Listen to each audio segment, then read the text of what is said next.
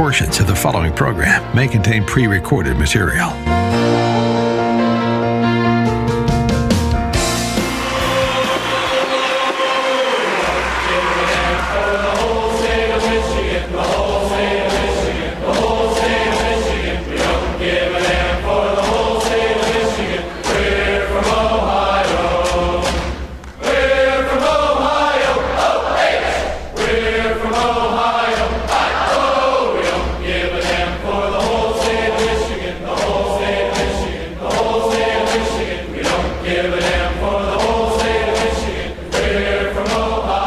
Morning, glory in America. Bonjour, hi, Canada. It's Hugh Hewitt. I'm back after a day off on Monday. My thanks to Bob Franz, who get me the opportunity to travel back from Genghis Kate's lands and get back into the studio here inside the Beltway. Good Tuesday morning to you. It is the game. It is the week. It is the Ohio State-Michigan game on Saturday at noon. They are 11-0, each of them. They are ranked 2 and 3 in the country, and it's going to be a heck of a game. So I know what I'm doing on Saturday if I can survive Thursday. And Genghis Kate is returned to her lair in Southern Virginia on Friday or Saturday. I am back. I can barely move, but I'm back. And thank you, Bob France. Did a great job for me yesterday. And I always appreciate having an Ohio guy in because he can tell you just how awful the Browns are, how great the Guardians are, and how we really don't know about the Guardians and the Cavs quite yet, but Browns are just awful.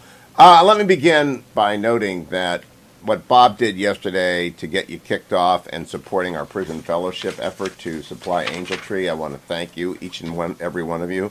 The Angel Tree banner is over at HughHewitt.com, and throughout this month and next, I will be asking you please to make Christmas for a child of whose mom or dad or both parents are in jail. Every year you folks come through, every single year, and I thank you for it, but there are tens of thousands of children to take care of, and Angel Tree is out there, and I am quite sure that you will absolutely help one of these 1.5 million people. I can't ever forget Senator James Inhofe, still a senator about to retire, calling in one morning after he heard me talking about Angel Tree or listening to a clip and said, I want to support 5 kids. I want their names, though. And he went back and he got in touch with them. He got in touch with them in Oklahoma. Of course, Oklahoma's got a great program with prison fellowship. In fact, our note this morning is from Tulsa's Angel Tree effort. Let's play that, Adam. It's really devastating for a child to not have their parents around during Christmas time or to know that somebody loved them, because that's really the key. They need to know that somebody loved them. Just having that connection with their parent and sending that message from the incarcerated parent, and to get that on Christmas morning, love dad or love mom, is one of the greatest gifts you could ever give a child. It is. $25 takes care of a child. $250 takes care of 10. Go to HughHewitt.com. Step, up it comes. You have to wait 2 beats, and up comes the banner at the top. Or you can call right now, 888-206-2764. I'll do this all month until Christmas. 888-206-2764. Please be generous today. It helps them if they get the money in early. They can take care of their 1.5 million children that they try to get to. They'd never make $1.5 million. Because that would require about $30 million or $27.5 million. But they do their best. And maybe you can write that check, maybe you can't. But thank you. Go over to HughHewitt.com and give, or simply call them. Now, the news today is I got to do a couple of things because I was gone on Monday. First of all, we have a special counsel announced for President Trump, his second special counsel to go with his second impeachment. They just won't leave the guy alone. And newly appointed special counsel Jack Smith continues to work remotely from Europe as he assembles a team, finds office space, takes over 2 high-stakes investigations. Oh no, this is going to be another one. Now, there are 2 kinds of special counsels, those that do their job in 6 months or less, and those that take years. Now, I was on the inside for the appointment of Jacob Stein. Now, many of you won't remember Jacob Stein. Jacob Stein was appointed by the special counsel. We went from special counsels under Richard Nixon to independent counsels, which was a statute passed subsequent to that in the Ford years, I believe, maybe the Carter years. And then the independent counsel statute dictated all independent counsels until after the Clinton. And there had been so many of them, they'd taken so long, and they'd done such a bad job that they let the independent counsel statute lapse, and a special counsel set of regulations came in under which Mr. Smith has been named. I just want people to know the old system, the independent counsel system had one great advantage, which is if you were charged but not convicted or investigated and not charged, your legal bills were paid for. So you weren't ruined by a special counsel. That's gone. Legal bills to defend against the Department of Justice are extraordinary. My favorite was Edwin Meese was alleged to have done bad things. Of course, he didn't do them, but he was alleged, and it hit the independent counsel statute in the hot spot. So my judge at the time, Roger Robb, came in April of 1984. I worked for him and George McKenna. I also did some couple of cases for Ruth Bader Ginsburg and Robert Bork and Antonin Scalia and Spots Robinson, because Judge Robb was sick when I first got there. He had a stroke and he recovered. And when he recovered, he was chairman of the independent counsel panel of the federal judiciary at the time, 1983 to 84, my clerk year. So he convened his two fellow judges, whose names I can't remember. They were from out of D.C., and they came into his office, and he said, and I was the clerk to the special appeal, he said, we want someone who gets this done in a hurry and no drama. I suggest Jacob Stein. And they said, good idea, Judge, and then they went home. They had lunch and they went home. And Roger called in Jacob Stein, and Judge Robb said, Jacob, here's the file. We would like this to be expeditious and quick. And Jacob Stein got it done in, I think, 5 months, and came back, Ed Meese did nothing wrong, and gave the report to Roger Robb, who gave the report to the Attorney General, William French Smith, for whom I would go on to work. And William French Smith, it was all done. Ed Meese got confirmed. 6 months, 5 months, all done. Do you think that's what's going to happen? They got all the documents allegedly improperly taken from the White House and improperly retained upon demand. And then it's not like anyone doesn't know what happened on 1/6. And this ought to be like a 3-day investigation. I don't have any prediction on what he's going to do because I haven't seen the evidence. But I have a prediction that it's 11/22. He's not going to be done before the first Republican debate, because that's not how they work now. This is your one chance at fame and fortune. Right? Lawrence Walsh went on forever. I was reviewing them. The Raymond Donovan case took 81 to 82 and then 85 to 87. Ted Olson took 1986 to 88. Michael Deaver took 1986 to 1989. Lynn Nofsinger took from 87 to 89. Iran-Contra, 86 to 93. 7 years for that FBI investigation. Those are just the Meese era. Ken Starr had one that went on, got passed on to Robert Ray, and then to another. There've been other. They're just nightmares. It's, Department of Justice doesn't want to say the obvious. There is no conspiracy case against Trump. And are we really going to charge a president of the United States for taking documents, since they all do that and they all have to give them back and they all don't want to give them back? I don't know. I'll keep you posted on that. It's just going to go on and on and on and on and on, and that's unfortunate.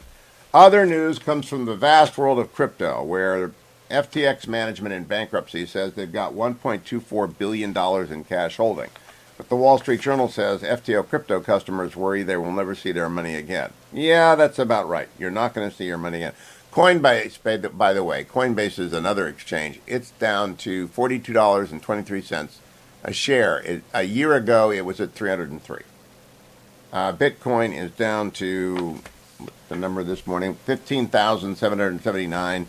2 years ago, it was at 61,000. The crypto bubble is over. The first bubble is over. And I'm going to come back to this, the Washington Post story. The do-gooder movement that shielded Sam Bankman-Fried from scrutiny. It's called, allegedly, EA, which is a simple way of saying effective altruism, which is a simple way of saying we don't know what we're doing, we're millennials.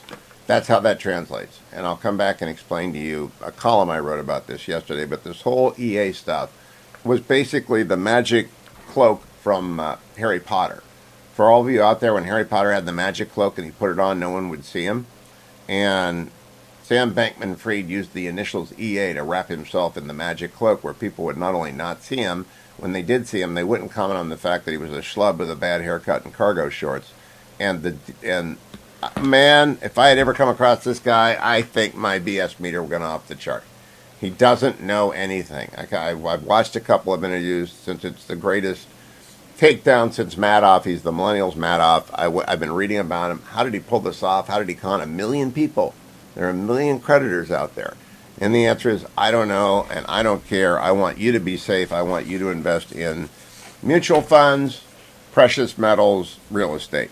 Right? Mutual funds, precious metals, real estate. Spread your risk. If you're going to go into precious metals, do it with Birch Gold.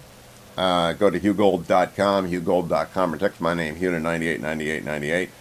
The Dow was down 45 yesterday. The NASDAQ off 15. The NASDAQ down 121. Gold is stable at 1,748. Did you notice how it was just about that a year ago? Did you notice? And we're in a terrible market downdraft. It's holding pretty steady. But meanwhile, Coinbase goes from $300 to 41. FTX goes to 0. Bitcoin falls by 4/5. Gold at 1748. Birch Gold will help you set up an IRA, 401k, SEP IRA in a depository, a third-party depository that they will administer. Go to hughgold.com or text my name, Hugh, to 989898. They will also sell you gold, and I believe in owning Eagles and Krugerrands and Maple Leaves in a safety deposit box or having one open, a depository with Birch Gold. hughgold.com. When we come back, some Alzheimer's news, and CBS found out that the Hunter Biden tapes were real. What a shocker. 2 years late. I'll be right back.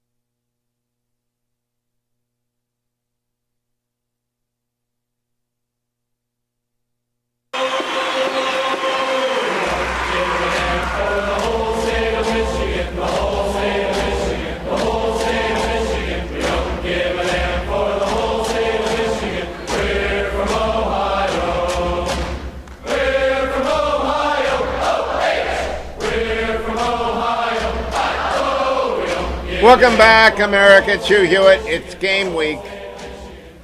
I'm listening to my Buckeye Talk podcast every night before I go to sleep, and I just love it this week. Doug LeMaurice, Nathan Barrett, Stephen Means. It's over at cleveland.com. I encourage you to listen. It's just great sports It's great podcasting, too. It is effortless, wonderful podcasting.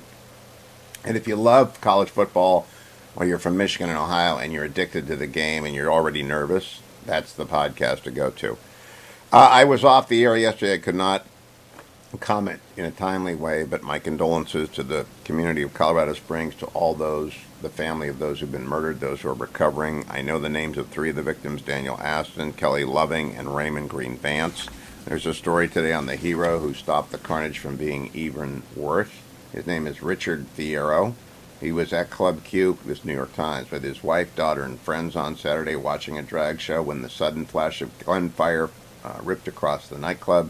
His instincts from 4 combat deployments as an Army officer in Iraq and Afghanistan kicked in. He charged through the chaos, tackled the gunman, and beat him bloody with his own gun. Quote, "I don't know exactly what I did. I just went into combat mode," said Mr. Fierro, who left the Army in 2013 as a major, said on Monday at an interview in his garage, his first since the shooting on Saturday night. "I just know I have to kill this guy before he kills us." And we were talking about this, Fetchy Mrs. Hewitt and I, driving back from Southern Virginia. Run, hide, fight. And that's the basic drill that everyone is taught. And if you know how to fight, or there's chaos and you can do that, it happens occasionally. Over the years, some of these, again, he's 22 years old. He's had mental health problems forever. He picks a target. In this case, a LGBTQ bar. It's not a school. It's a different. It's almost, there is sometimes the killer on the University of Virginia bus. That happened in Virginia, so he studied it pretty closely, and there's no understanding what happened there. He didn't play football with the football players he killed. It's just obviously a mental breakdown. I think we're going to find that with this killer as well. Doesn't appear to have any previous connection with the Q, but we'll find out.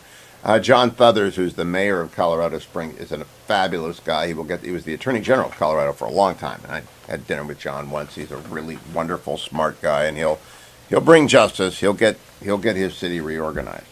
Now I want to go over and talk to you just briefly about what's in the Alice news items this morning. I get this every morning, and in this case, it included this item. All right, Stephen Deal's book, Popping the Crypto Bubble, traces Bitcoin's emergence during the global financial crisis to the post-2016 crypto gold rush, which Deal refers to as the grifter era.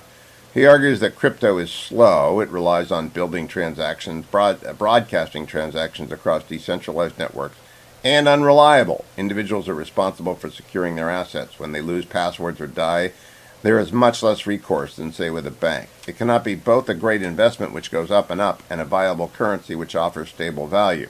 He argues that crypto assets price is based largely on there being an even greater fool who believes the hype. Quote, "After 14 years, it is still a solution in search of a problem. It's not building a new financial system. It's not building a new internet. It's not an asset uncorrelated with the market. It's not a hedge against inflation. It's a vehicle for pure naked speculation detached from anything in the economy. It's a casino that's wrapped up in all these lies. When you tear back those lies, what's left looks like a net negative for the world." Well, it certainly is a net negative for the million people who bought FTX or an FTX product. Now, when we come back, we have to do 3 things. We have to do turkey pardoning yesterday, turkey pardoning 30 years ago. The turkey pardons have not changed much from George H.W. Bush to Joe Biden. The only thing that's unusual is that Joe Biden could have been at many more besides George H.W. He could have gone back to the first turkey pardon of Richard Nixon in 1972, because he's been there forever, for 50 years, so he's probably seen 50 of these things. But the turkey pardons are always a part of America's week. Lots of kids there. And we also have CBS News discovering, this is breaking news, there's a laptop that belonged to the president's son that was left off at a computer store, and CBS News says some of the files are troubling. We'll hear from Catherine Herridge after the break. Her full report as CBS cracks the case on the Hugh Hewitt Show. Portions of the Hugh Hewitt Show are brought to you in part by PhD Weight Loss and Nutrition. Go to myphdweightloss.com to learn more.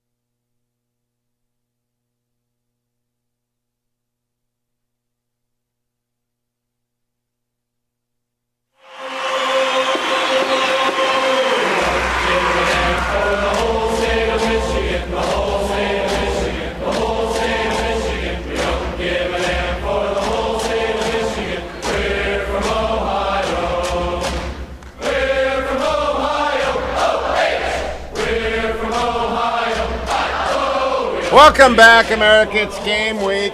Thanksgiving might be Thursday, but the game is Saturday. I just don't want anyone in Michigan to think I'm not thinking of them. I am, of course.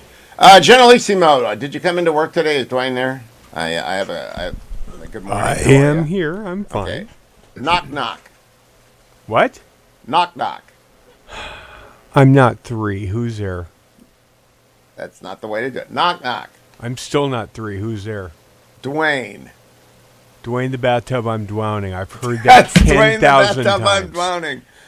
You are not the first nor the 10,000th person I've heard that joke from. Well, I'd never heard it before, and when the Artful Dodger told it to the fetching Mrs. Hewitt and I this weekend, we were amused. Knock, Dwayne the knock, bathtub, I'm drowning. But you, of course, knock, knock, who's there? Hugh, who? What are you, an owl?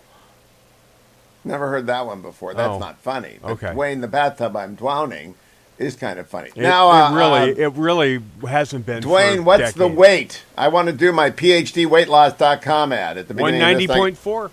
190.4, so you're still over.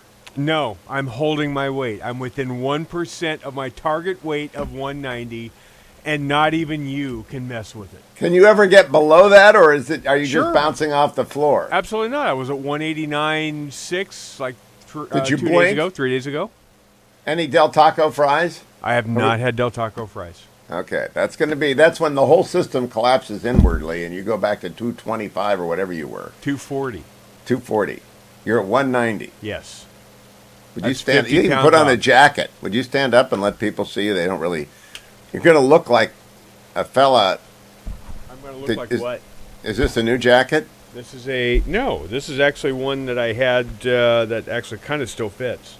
Okay, very nice, very nice. You're going to wear a jacket to the American Legislative Exchange Council, from which we are broadcasting next week. I actually got a couple of new suits, and yes, I will be dressed appropriately for the ALEC conference. The ALEC conference is in Washington, D.C. as the American Legislative Exchange Council comes to D.C., and I'm going to go set up shop at their hotel and talk to all these legislators about what they're doing around You're going to go set up shop? Then I don't need to be there. You don't. But we do want to broadcast. Now, I do want to get to two things. Number one, here is Joe Biden letting the turkeys go yesterday, cut number 3. The chip weighs 46 pounds, and I'm told he loves catching sun on the Outer Banks. And Chip weighs 47, and he loves barbecue and basketball, I'm told. I want to stop right there. The reason I I've bring that up received is that I knew that the turkey weighed 47 pounds. So Dwayne has lost a turkey. I have lost a turkey and a little bit. And some dressing. Mashed potatoes. Can you imagine that they're a little turkey heavy. inside of you?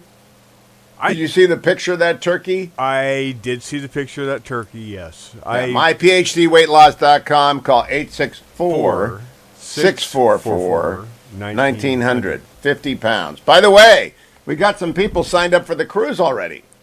I think that's going to sell out. That looks like a spectacular itinerary.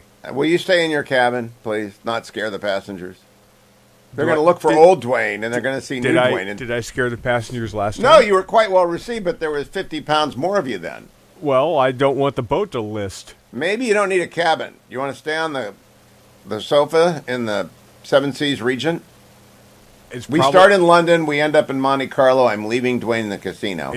Their couch is probably nicer than the studio. Yeah, I'm quite sure it is. And I would like all of you, please, to go over to HughHewitt.com and scroll down and find that. Come along with us. It's September of next year. The phone number is 818-853-8536. There's a banner over at HughHewitt.com as well. 818-853-8536. And exclusive private sale, only available until 11:30. Don't wait. Book your cabin today. There really is nothing like a Hugh cruise. Well, a Hugh cruise on the Seven Seas Regent is really great. Now, CBS News blockbuster, Stop the Presses. This ran yesterday on CBS News, cut number 5. And as Republicans take control of the House, Hunter Biden, the president's son, will be a target for investigations. And that means data from a laptop reported to belong to Biden could be crucial to the investigatory process. CBS News has obtained its data not through a third party or political operative, but directly from the source who told us they provided it to the FBI under subpoena. and we commissioned an independent forensic review to determine its authenticity. Senior investigative correspondent Catherine Herridge joins us now with what we found. Catherine, I'm very interested. Stop, just pause it, Jacob, before we go to Catherine Herridge. The anchor, who I don't have any idea who it is, said a laptop purported Tony to be... Dokapol is the reporter. Who is it? Tony Dokapol is the anchor. Okay, Tony's just reading text. I don't blame Tony, but he says purported laptop. Okay, now let's go to Catherine Herridge. Good morning. Good morning, Tony. These House Republican investigations are coming, and that could be a challenge for the White House as we head into 2023 and 2024. The laptop data we had analyzed showed no evidence it was faked or tampered with. Digital forensic investigator Mark Lanterman was previously a member of a Secret Service electronic crimes task force. There was one thing that got my attention, and that was a voicemail. It's Dad. I called to tell you I love you more than the whole world, pal. I gotta get some help. That voicemail, apparently from Joe Biden during his son Hunter's drug addiction, is one of many findings Lanterman used to authenticate what is believed to be Hunter Biden's laptop data. You're confident, based on your analysis, this is Hunter Biden's data and that it's real? Yes. This Delaware computer shop is where the laptop's backstory begins. Their records indicate in April 2019, Hunter Biden took his laptop in for repair, but never paid. After 90 days, the store considered it abandoned. Then in December 2019, the FBI subpoenaed the store's owner to turn over the computer and a portable drive of its data. Whatever happened to Hunter? During the 2020 election, versions were widely shared by Republican operatives, including Rudy Giuliani. We have the entire hard drive. But questions were raised about whether additional files were added to those versions. Then candidate Biden labeled the laptop controversy disinformation. What he's accusing me of is a Russian plant. CBS News approached the lawyer for the computer repair shop owner to cut through the noise. We've always had one clean copy. And obtained a copy of what he says they provided the FBI under subpoena. Then we went to Minneapolis for an independent analysis. Were you paid by CBS or anyone else to analyze the data? No. No. I wouldn't want anyone to think that someone bought our opinion. Around the corner, it'll lead you to what we call our imaging room. Lanterman and his son, Sean, both digital forensic experts, recovered images of credit cards, a driver's license, social security number. Just the sheer volume of what we're dealing with, it would be difficult, if not impossible, to fabricate. And explained how files built up over years. It accumulated over time, which is consistent with normal, everyday use of a computer. There's some reporting about folders being added. We have read these articles. We don't see that. So I believe that that's because we have a more pristine copy. The laptop and its contents have fueled Republican interest in Hunter Biden's business ventures. Hunter Biden was working with Chinese nationals. They say this May 2017 email outlining a proposed business deal with a Chinese energy firm is one reason why they have questions about whether President Biden benefited. We're prepared to subpoena Hunter Biden. We would certainly hope that he would want to come before the committee and clear his name. Two of Hunter Biden's former business partners, including Tony Bobulinski, who received the email, told CBS News the 10 held by H for the big guy is shorthand for 10% held by Hunter for his father. After the email became public in 2020, the author of the email told the Wall Street Journal Joe Biden was not involved. The author has not responded to CBS News' questions. Mr. Biden has consistently denied knowledge of his son's work or financially benefiting from it. I've never spoken to my son about his overseas business. Last month, Senator Chuck Grassley wrote this letter alleging bank records and financial data showed that Hunter Biden and the president's brother profited from a $5 million wire from a company connected to CEFC, the Chinese energy firm. They're going to look at every part of the Joe Biden administration. Doug High is a Republican strategist. A lot of this is also going to be aggressive on Hunter specifically. We're going to hear a lot about the laptop. Who profited? Was the law broken? Was it not broken? After 2 years of scrutiny, the laptop has not produced evidence President Biden directly benefited from his son's business deals. If there's dirt there, that will dirty him up. If not, those attacks can backfire. The White House declined to comment. Hunter's lawyer did not address our specific questions about the data or the CBS forensic review, but said there have been multiple attempts to hack, infect, distort, and peddle misinformation regarding Mr. Biden's devices and data. And at no time did any individual, including the IT repair shop owner, Mr. McIsaac, have Mr. Biden's consent to access his computer data or share it with others. The lawyer also referred us to Hunter Biden's memoir, where the president's son slammed the despicable opposition that purported to have a laptop belonging to him. So what we have here is confirmation that the New York Post was right when they published the story that Twitter and Facebook were wrong to obstruct it, that the rest of legacy media was very wrong. I am reminded of the opposite when CBS came up with Rathergate. Dan Rather said he had documents proving George W. Bush didn't show up for his National Guard duty, and in fact that was all bogus and invented. It was fake news, the first big fake news scandal. They are 20 years apart, 18 years apart. In that case, CBS ran with a story that had no predicate. In this case, CBS buried a story for 2 years that had not only a predicate but the hard evidence. And now they put it out there just so that over the course of time, 1,000 years from now, someone will say, well, CBS News went mainstream with it. And, 2 years later, it's not really going to help anyone. I also want to play for you H.W. Bush pardoning the turkey, cut number 7. I want to especially welcome all the kids from Kent Gardens Elementary. Now, where are you? Hold up your hand. Are they all right over this group? Good. Amadon Elementary? Yep. Holy Cross. And maybe some strays out there from other schools, but everybody, anyway, everyone is really welcome. And, of course, the special guest of honor, the bird over here. I hope you guys have seen him. After participating in this ceremony year after year, I've come to learn a little about the turkey. For instance, it's hand-fed. It gets lots of personal attention, and it's overweight.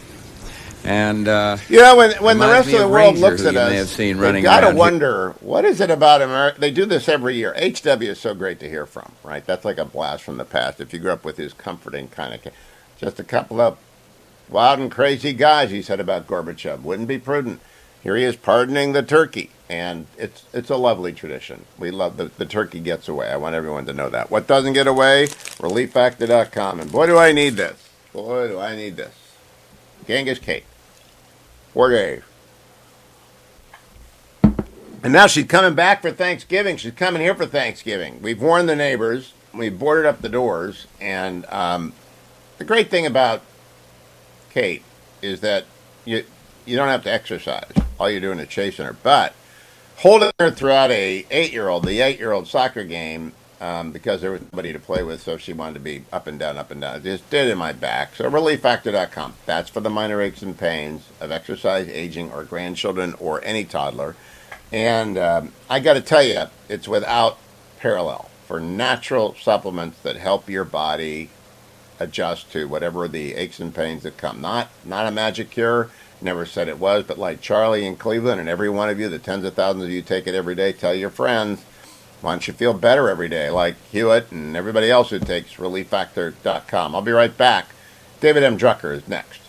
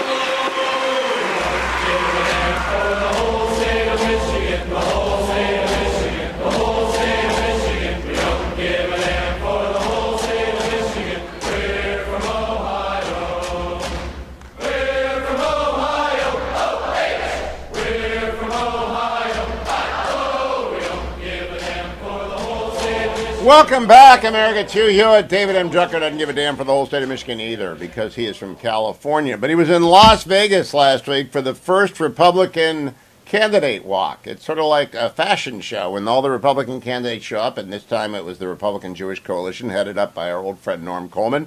David, good Thanksgiving week to you. What did you learn in Las Vegas? I tweeted out your article, but you tell us. Yeah, it was a very interesting weekend, Hugh. I think what struck me the most is that there is a lot of consideration now, and very open public consideration, of whether or not whether or not Republican activists and donors, but not just donors, but activists, people who knock on doors, all of that stuff, want Donald Trump to continue to be the titular head of the party. He's obviously the front runner for the 2024 nomination, having announced he's a former president. He's got a very strong relationship with the Republican base, but after 3 consecutive electoral defeats, particularly this last one stinging because of how it unfolded and the opportunities that were there for Republicans, there was just a lot of talk about wanting fresh leadership, continue the former president's policies by and large, but somebody fresh. Got that not just from Republicans who want to take his place, like Mike Pompeo, Mike Pence, Chris Christie, Nikki Haley. I talked to a number of Republicans, not Haley, but a number of the names that I just listed, but also just talking to the activists that were there. And I think people need to keep in mind the Republican Jewish Coalition, initially skeptical of Trump in the 2016 campaign, really warmed to him quite immensely because his record in the Middle East and as it relates to Israel and Iran and everything else in that region of the world was stellar from their point of view and very accomplished from their point of view. So it's not like, well, they never really liked him anyway. He became a fan favorite. So the fact that they're now looking ahead, many of them, not all of them, but many, I think tells us that the former president begins his campaign in a weakened position. Again, still the front runner, still the biggest dog in the race, the only dog in the race at this point, but not the same political figure he was in 2016. Now, David Drucker, I've told everyone I'm not making any predictions about 2024 because I was wrong in 2016, and I was neutral then. I'm neutral now. I'm back in Republican Switzerland. Every would-be Republican candidate who is serious is welcome to come on the show and talk to me. But yesterday, National Review's Peter Spiliakos put out a story that begins, as Florida Governor Ron DeSantis and former President Trump circle each other in the early stages, they are being watched by 2 important risk-averse groups of power brokers within the Republican Party, conservative talk radio hosts and Republican statewide elected officials. I've never been referred to as a power broker before. Talk radio is potentially one of the most powerful forces in the nominating contest. This is easy to forget to most non-conservatives. It's hard to determine where talk radio stands at any given minute. But it goes on to say, some are going to be as attack dogs on dissent. I don't see that. I'm a neutral. Most of us are neutral. Weren't most of the people listening to the candidates walk just being neutral at this point? I think that the members of the coalition and others that were there are generally neutral on who the new leader should be. But there was a growing sense there, and they were very open in how they talked about it. It wasn't whispered. It wasn't, no, you can't use my name. This idea that they're very grateful for the former president's service, but they think the party needs fresh leadership. They're just worried he can't win. And that was an overriding sentiment. And the talk really was, okay, if we do need somebody other than Trump, how do we prevent a free-for-all in which he wins with 30% of the vote no matter what? And so it was much more about strategy than it was who specifically should replace him. You know what's funny about that is the vanity involved, and I like the RJC a lot, but the voters will decide. The Iowa, New Hampshire, South Carolina, and subsequent electorates, they will decide who the nominee is. Up until then, everyone else is just on the sidelines, kibitzing, right? They're not in a position to decide anything for anyone to get on. If Mike Pence runs, Mike Pence runs, and we'll see what happens. But the debates matter. I think Ronna McDaniel, who by the way, I think she'll be reelected handily and should be, by the way. I'm not in Switzerland on that because despite high-profile, high-name people thinking about it, it's working. The RNC is working right now, and we don't. Ron has done a fine job over 4 years. We don't want to screw it up. But it's up to 168 members of the Republican National Committee. That's the electorate for that. What do you hear about that, David Drucker? Well, right now I think Ron is on track to win re-election. I would just keep an eye out, though, for some percolating unhappiness, and in part because she's been on the job for quite a while. And always when a leader's been on the job for a while, some people get restless, and something doesn't necessarily have to be their fault for them to face a challenge or even be ousted. But right now, she's out of the gate with the most support. The question is, when is the vote, and does anybody with heft get in and actually challenge her? It's in January, and again, it's an electorate of 168 people, and I think Ron has locked it down and should have locked it down, because when we made the disastrous switch to Michael Steele back in the bad old days after a loss, it was a nightmare. 2012, I think, to 2014, because Michael didn't know how to run a party, and nice guy, no chops for party building. Ron has got it down. We'll see. David M. Drucker, thank you. Happy Thanksgiving to you. Coming back with his colleague at the Washington Examiner, Byron York, talking about the same thing, which is the RJC, which was the big deal this weekend. Don't go anywhere, America. I'm Hugh Hewitt. Byron York is up next.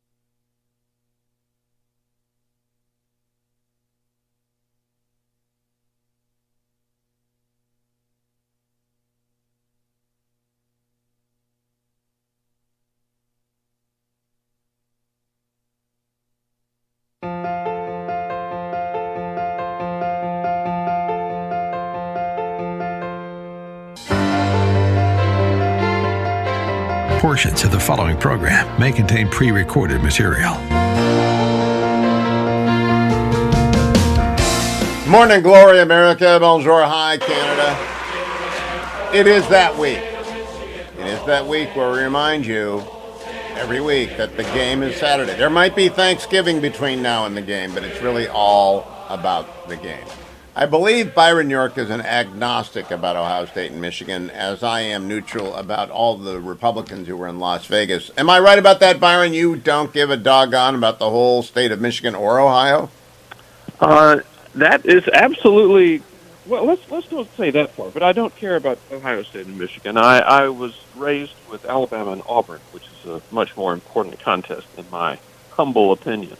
Well, it's definitely not this year. I don't think you're going to find many people who are going to rally to the Byron York point of view there. But what did Byron York think about Las Vegas and the first of many candidate parades of 2023-24? Actually, here's something I would very much like to get your opinion on, which is, I'm sure you've watched several of Donald Trump's rallies over the past 6 months. And, there are critics who say, well, they're not quite as spirited as they used to be, et cetera. But they're pretty, as performances, let's just talk as performance, they're actually pretty impressive. And when you put him next to anybody other than Ron DeSantis, perhaps, but also Ron DeSantis, just as a performer on the stump.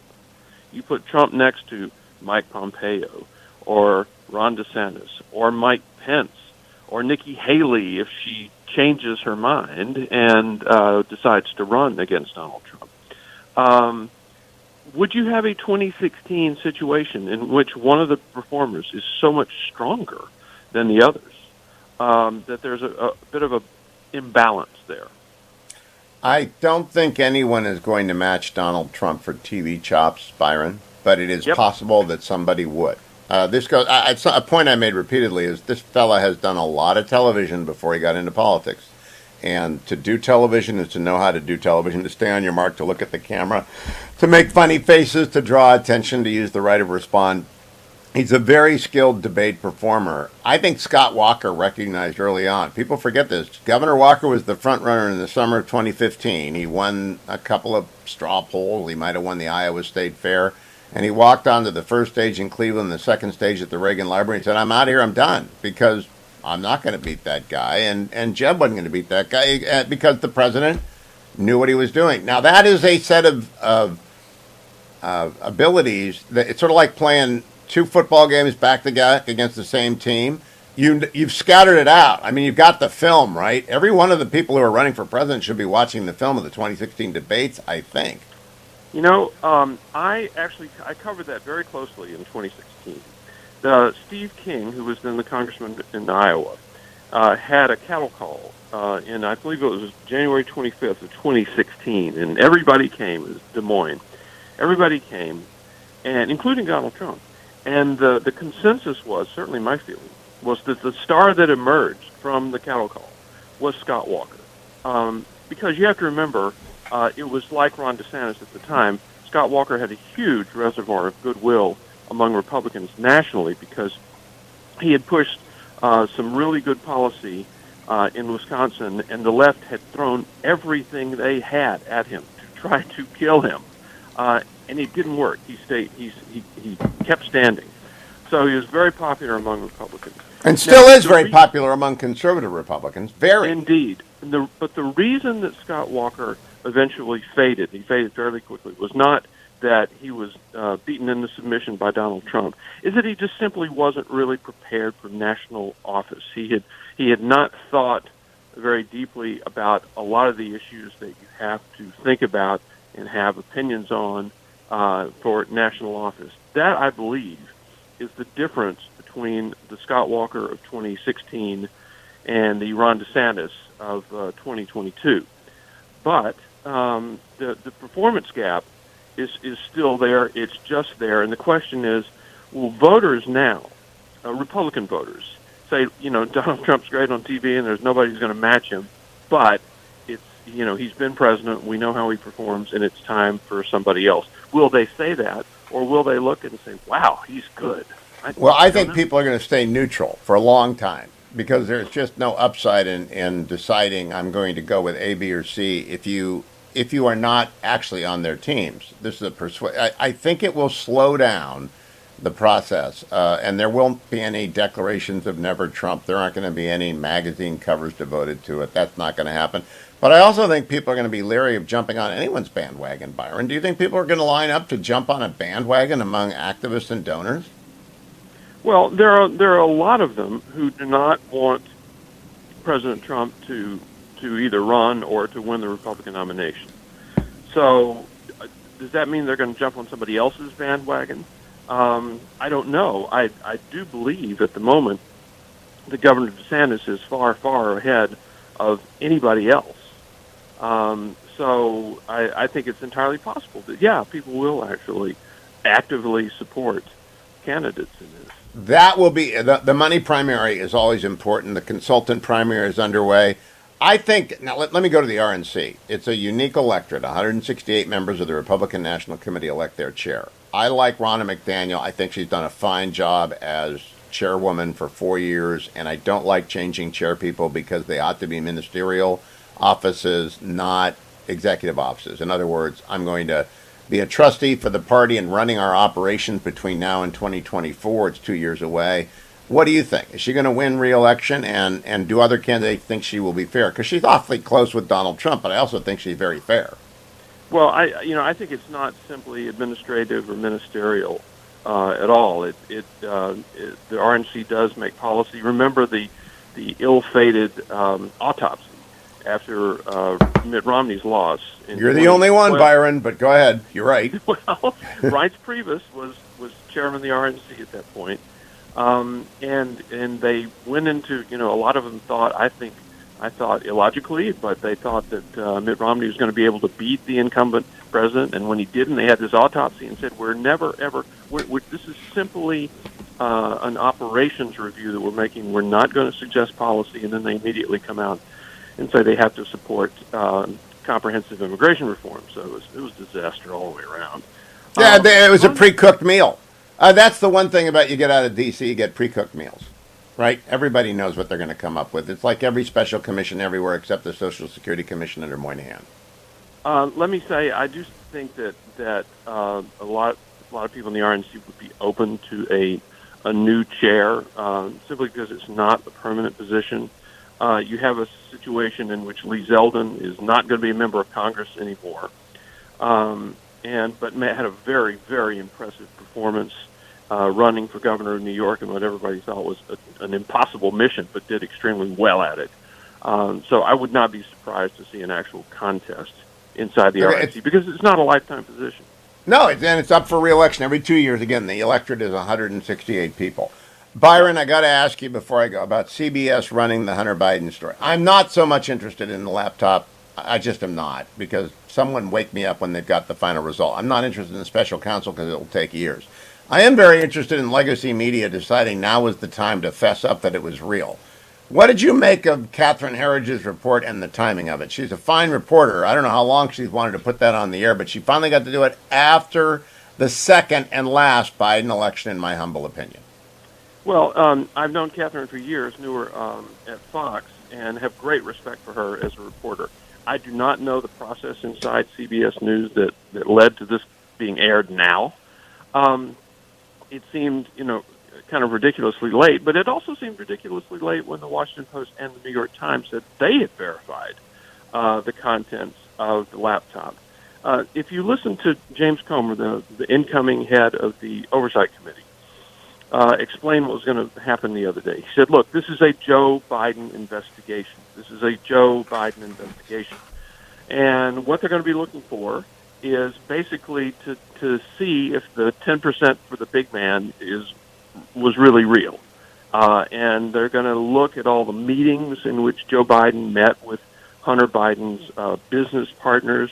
They're going to look at the Air Force 2 flights in which Joe Biden flew with his son Hunter to China, where Hunter was lining up all sorts of business people.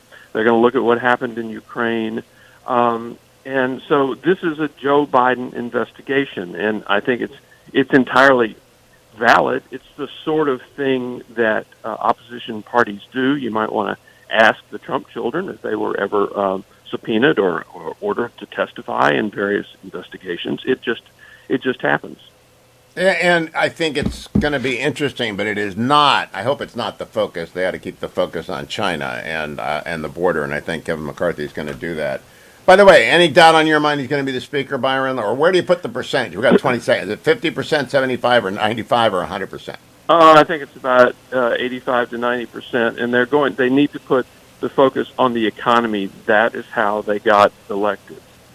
Byron York, always a pleasure. Happy Thanksgiving to you, Byron. Talk to you next Monday, I hope. Don't go anywhere, America. Be right back on the Hugh Hewitt Show.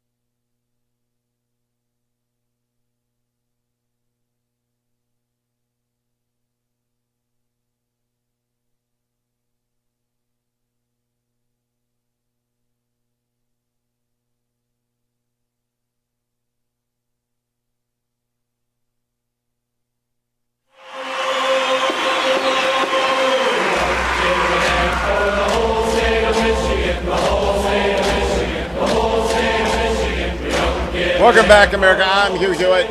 Game week.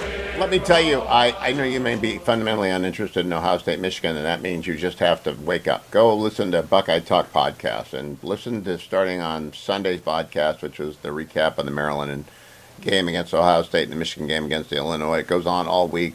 Nathan Baird and Stephen Means and Doug Marie. It's just terrific. Now, the time for the Birch Gold update of markets, and brought to you by Birch Gold. You go to hughgold.com or text my name, Hugh, to 989898, and you will be able to buy physical precious metals stored in a depository arranged by, set up by, administered, guarded by Birch Gold. Very reliable, great 5-star reviews. Well, you can simply buy gold from them, and they will send it to your home, and you can put in your safety deposit box. That's what I do. Gold is at $17.48 an ounce this morning. The 10-year Treasury at 3.825. That's down. Oil is just getting crushed now. It's down to, I think, $80 a barrel. Yes, West Texas is at 81, and Brent crude is at 88 as the recession is coming. And the recession is just going to wash over this country, and that unemployment rate plus the inflation rate is the misery index. Used to be you added in the prime rate of interest as well. Some people do, some people don't. But about gold, I want to tell you, it's not, you'll never get a story like this. This is the Washington Post today. The do-gooder movement that shielded Sam Bankman-Fried from scrutiny. Effective altruism, backed by Silicon Valley billionaires, now finds itself at a crossroads. When FTX founder Sam Bankman-Fried was a junior at MIT, he met William McCaskill, one of the founders of Effective Altruism, a philosophical movement that believes rationality is key to doing maximum good in the world. For more than a decade, the EA community, as it's known, has attracted bright young students from elite colleges like Oxford and Stanford, encouraged them to take lucrative jobs in finance and tech so they can amass wealth and donate it to efficient charities. EA's emphasis on measurable impact has attracted billionaire tech philanthropists like Facebook co-founder Dustin Moskovitz. Now, let me tell you, what I find most unusual about this, effective altruism, a bunch of kids sitting around in seminar rooms being wowed by Sam Bankman-Fried, who wrapped himself in that flag and bankrupted 1 million people. And I got to tell you, by bankrupt doesn't mean it's worthless. It may have some worth. They found $1 billion out of the $10 billion owed, believe, minimum. So you might get a dime on the dollar of what you're owed when it's all said. They got to go claw back contributions to candidate, claw back investments and things that got started with Sam Bankman-Fried money. But effective altruism is, in my view, prison fellowship. All right, so the Angel Tree banner is over at the top of HughHewitt.com. You want to be effectively altruistic, give money to Prison Fellowship, and you will take care of a child whose parent is in prison. They are the most vulnerable people in the United States for themselves going to prison who don't have a criminal record. They are also the most vulnerable for losing school educational achievement. They're the most vulnerable to drugs. They're the most vulnerable to everyone. If you got mom and or dad in prison, you are more vulnerable than other kids. Not as vulnerable as kids living in homeless encampments, of course. But Prison Fellowship has a plan, and your donations make it possible. And let's go back to that PF donor, the volunteer in Tulsa, so you can hear how important it is that you be generous. Let's play that. It's really devastating for a child to not have their parents around during Christmas time, or to know that somebody loved them, because that's really the key. They need to know that somebody loved them. Just having that connection with their parent and sending that message from the incarcerated parent, and to get that on Christmas morning, love dad or love mom, is one of the greatest gifts you could ever give a child. It is a greatest gift. 888-206-2764. 888-206-2764. I'm going to tweet out the link as well if you follow me on Twitter. Please be generous. It's that time. We're trying to get a jump on Thanksgiving, on Black Friday. We have lots of Hillsdale coming your way on Thursday and Friday as it's pre-recorded shows, as we are all off on Thanksgiving in our turkey coma. But I want you to remember, before that goes, you go to the store, you're going to spend $200 on turkey stuff. $25 for one kid. One kid.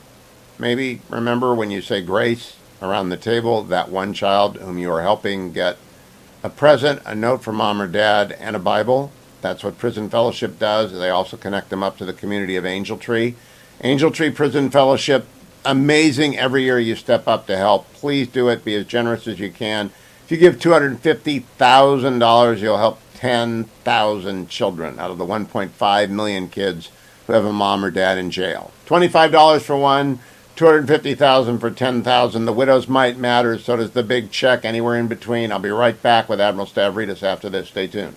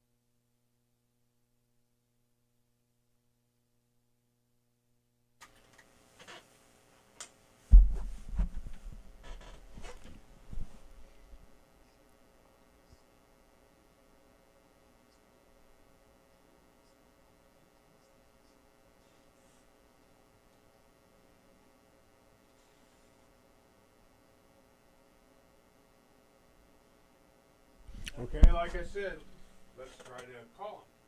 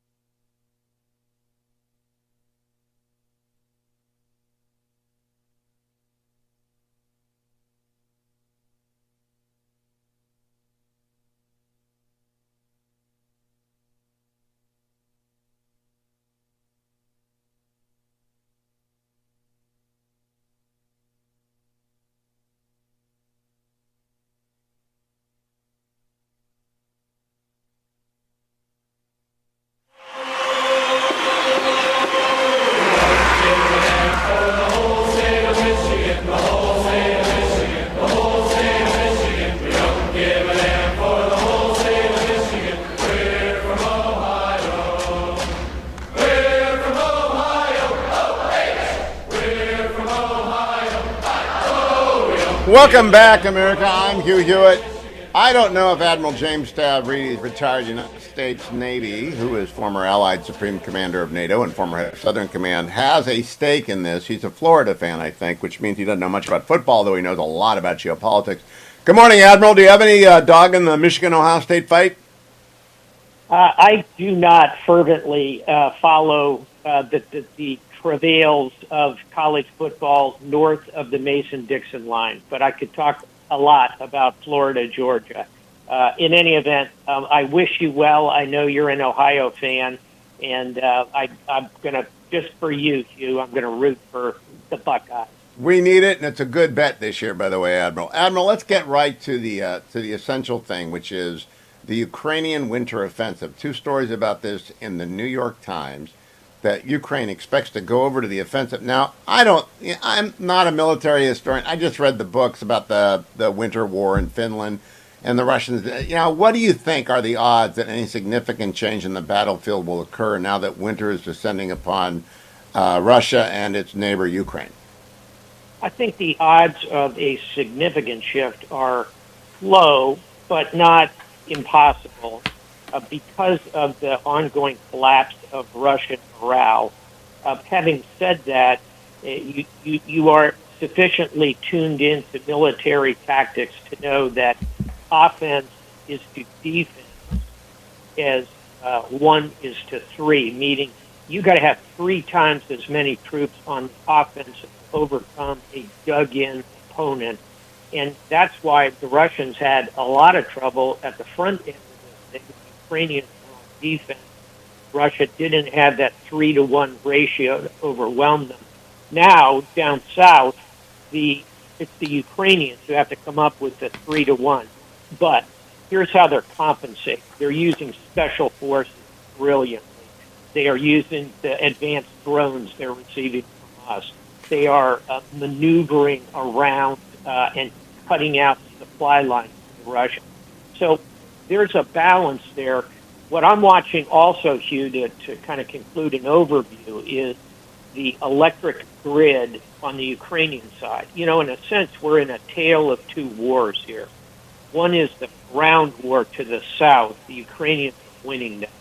But in the air war over Ukraine, the strikes against the electric grid going into the winter, very significant. That's the other war we ought to be focused on. Admiral, more air defense for the Ukrainians. There is a story in this morning's journal. Russia's munition shortages raise questions on how long it can continue Ukraine war. And it begins at Stephen Fiddler and Ann Simons, good reporters. Russia's been burning through equipment, ammunition, and weaponry at rates that have raised questions about how effectively and how long it can continue to prosecute its war against Ukraine. The challenge of sustaining the military effort isn't unique to Russia, which after making significant territorial gains has been yielding territory back to Ukraine. Both sides have suffered heavy losses of men and materiel since the invasion began in February. I don't know if we have good visibility on munitions in Russia, Admiral. Do you think we do? I think we do. And what the article is focusing on is, and I've read it, is more on the precision-guided side. But newsflash, Russians don't really care about precision-guided. They'll carpet bomb their way into the sky, and they have plenty of dump bombs, plenty of iron bombs. They've stored them for decades. Some of them may not function perfectly, but unfortunately, I think they have a lot of heavy weapons they can still throw at this thing, not in a very precise fashion. So again, see paragraph 1, air defense for the Ukrainians. And I'm still on something you and I talked about 8 months ago, is give the Ukrainians fighters. They can take out those Russian dumb bombers with fighters. So we need to continue on the air defense side in that other war that's going on. Now, Admiral, you're a student of war. You know NATO, you know Russia. I'm sure you've been to Russia, countless times. I don't know how many times you've been to Russia. Yep. I am still surprised at the war crimes. And as Kherson is reoccupied by Ukrainian forces and we are learning about the atrocities there, they just stacked on top of other atrocities. Did you expect this barbarianism from Russia? I did, entirely. And the history of Russian warfare is nothing but atrocities. And you don't have to go back into Tsarist history to find that. Just go back 100 years ago when the Russian Revolution occurs, and you see the wars between the red and the white Russians. These are Russians killing Russians, in the most unimaginable, barbaric, people locked in churches, burned to death, torture, dismemberment, rape as a systematic tool of the Cossacks, on and on and on. History bears it out. Book recommendation, Sir Anthony Beevor, who wrote the brilliant book Stalingrad, has a new book out called Russia, Revolution, 1917 to 1920. It really unpackages the Russian way of war. It hasn't changed. All right, now that I'm surprised by that, but another time, because I want to cover a second subject with you, another time we're going to have to talk about the long-term impacts, if any, of Russia re-entering the Western system, because it doesn't seem to me, we saw a little bit of this in Syria, right, Admiral, but this is right in our noses. I don't know how the world goes back to letting Russia go anywhere. I'm not even sure they should be allowed to come to the Olympics, much less ever host it again. At this point, it's hard to see a way back. Absent leadership changes, which the government can't call for, but we are really talking about a despotic regime like Xi Jinping's, to which I turn. This morning in the Asia Times, China making South China Sea a nuclear missile launch pad. U.S. claims China has fielded JL sub-launched ballistic missiles in maritime areas, bringing mainland U.S. within closer range. I'm a little bit confused. If they've got submarines that can go, they don't need the islands. They just need the submarines that can go. What is your assessment of their ballistic missile submarine capacity, Admiral? It's small. They have a handful of these ballistic missile submarines. They're nowhere near as advanced as U.S. or even Russian or even, frankly, the British or the French. I'd put them number 5 in terms of capability. And they're not as quiet significantly. So what that article is referring to is the creation of a maritime bastion, a kind of a keep-out zone that would be close to their shores, but still further away from China mainland, meaning closer to the United States. It gives them more range.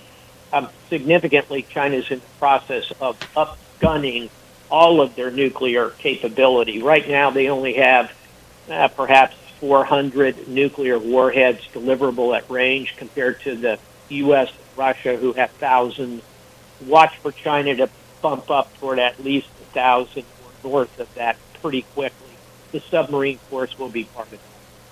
I had Mike Pence on last week, Admiral, and the former vice president. I said, the biggest failure of the Trump years, aside from the collapse of post-election 1-6 stuff, is that the 335 ship, the 355 ship Navy got nowhere near coming off the drawing boards. And now the Republicans have the House. Mike Rogers is going to be chairman of HASC, House Armed Services Committee. I think Gallagher may be in line to be chairman of Sea Power. What should the Republicans do now that they control HASC? Well, first of all, I know both of the congressmen you mentioned, and they are staunch supporters of enlarging the size of the U.S. fleet. And in particular, the new chairman is someone who's been around for a long time. By the way, he's also one of the leaders in the NATO Parliamentary Committee, which brings together NATO nation parliaments alongside U.S. Congress. So it's a good pair of horses for the U.S. Navy. What they should do is relentlessly make the case that the challenge is China, full stop, because that's what drives the force numbers that the U.S. will need in its Navy, particularly because, as you well know, but some of the listeners may not, China already has well over 350 ships, warships in their Navy. They're building at a much faster rate than we are, and we need to step it up. So focus the challenge of China, and I think the rest kind of falls into place in terms of both numbers and maybe more importantly, capability in those warship hulls. If Herschel Walker wins in Georgia and it's a 50-50 Senate, the Senate Armed Services Committee will have to defer a little bit to the House Armed Services Committee. And this year they plussed up the DOD budget. I think they kept some of the cruisers afloat. I'm not sure of the final result there. How deep into the weeds do you want appropriators to get Admiral? Do you want him to get down to the level of you're going to keep these ships and you're going to build these ships, and by the way, we need 5 submarines every 2 years, not 3 every 2 years? My uniformed brethren will hate me for saying this, but I want the Congress to go ship by ship by ship, because I think ultimately there's bipartisan support, and the more our legislators, both Republicans and Democrats, actually understand about sea power, understand about the imperatives we're facing in this century. And let's face it, these aren't big numbers. It's really a half a dozen classes of ships you have to understand. I think that the more emphasis and light that's shined on them, even from Capitol Hill, is going to help make the case for the right U.S. Navy. Now, I love Gallagher, and you love Gallagher, but someone's going to call you up and say, Admiral, he was a Marine Corps major in Iraq, and he's a PhD. Why are you going to let him do ship counts? So when you say they should go ship by ship, what are you going to say to your friends is that you know they can't do this, and Gallagher, I think, can do it, but what are you going to say to them? I'm going to say that perhaps the smartest national security official I've encountered in my career is someone named Bob Work. He's a former Deputy Secretary of Defense, former Undersecretary of the Navy. Once upon a time, young Navy Captain Jim Stavridis was paired up with Colonel of Marines, Bob Work. And we were together working as Chief of Staff to the Secretary of the Navy. We spent 2 years with our desks 3 feet apart. At the start of it, he didn't know what a Tomahawk missile was. He decided that was the future of national security on the maritime side. He learned everything about the U.S. Navy fleet. He's still one of our smartest thinkers and commentators. So, no, I don't think being a Marine is a handicap. We are one, Navy and Marines. All right, so we really want Gallagher at Sea Power. We will see how that turns out. Admiral, you have a great Thanksgiving. Enjoy the Buckeyes beatdown of the Michigan Wolverines this weekend, and come back as we continue to follow both Ukraine and the new Congress in the hands of the Republicans in the House. Thank you, Admiral.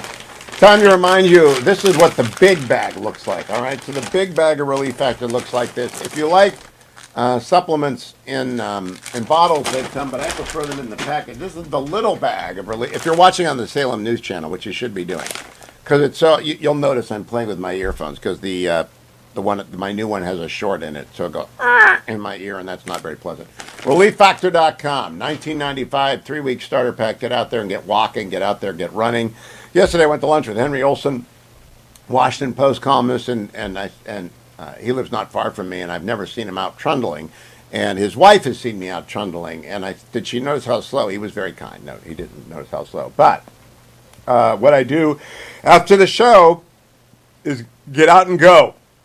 Unless, of course, it's under 50 degrees. If it's under 50 degrees, I say, well, I'm going to take a day off because I'm just averse to being cold. But Relief Factor will work whether I exercise or not, and I'll be there for the next day. Do not miss your Relief Factor. Put it in your car, take it every day. Come right back. More ahead on The Hugh Hewitt Show. Portions of The Hugh Hewitt Show are brought to you in part by Salem Now and Border Battle.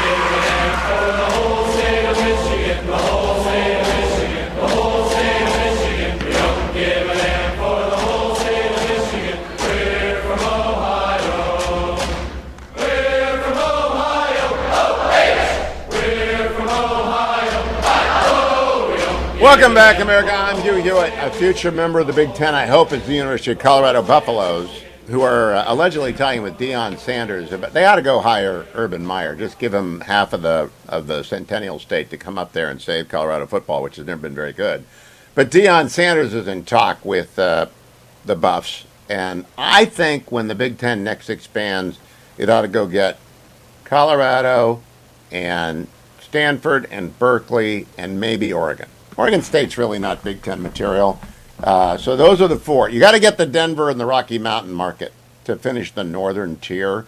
So it'd be USC, UCLA, Stanford, Berkeley, Oregon, and Colorado coming in for the Super Conference. That's the important thing of the week. I want to read you my column in the Washington Post today. Got quite a lot of commentary, but it's what I believe. Homeless for the holidays, or close to it. Thanksgiving dinner will not lack for conversation starter.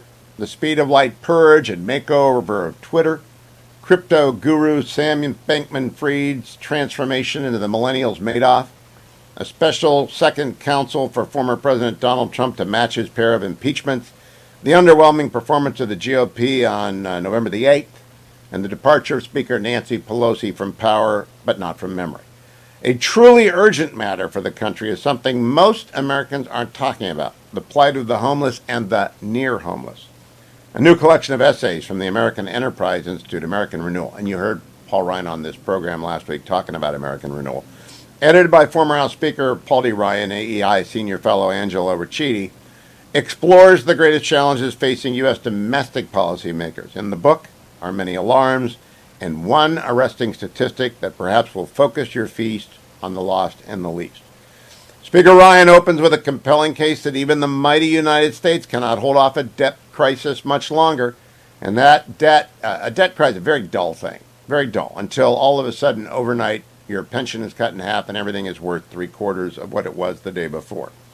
It is that's a pretty arresting chapter, but it's Nicholas Eberstadt's chapter, Revitalizing America, the Arithmetic of Social and Economic Reform, that delivers the first knockdown in a book full of knockdowns.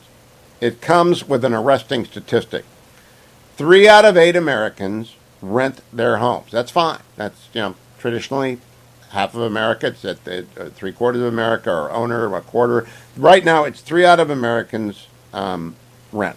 5 out of 8 Americans have purchased and are living with their parents, but 3 out of Americans rent.